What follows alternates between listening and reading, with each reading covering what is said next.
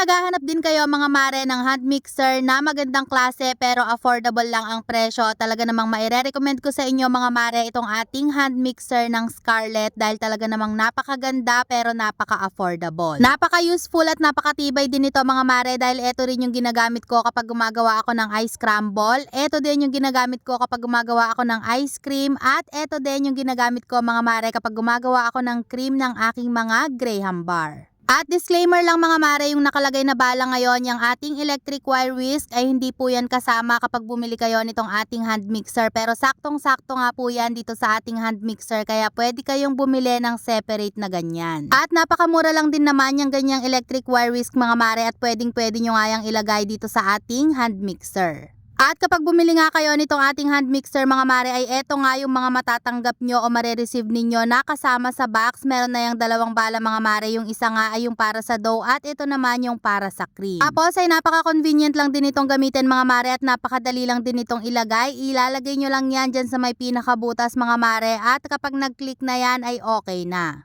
O siya mga mare, kung gusto nyo rin ng ganito, ilalagay ko na lang yung link sa comment section, o kaya naman i-click nyo na lang yung basket dyan sa baba para same quality at same product ang ma-receive ninyo.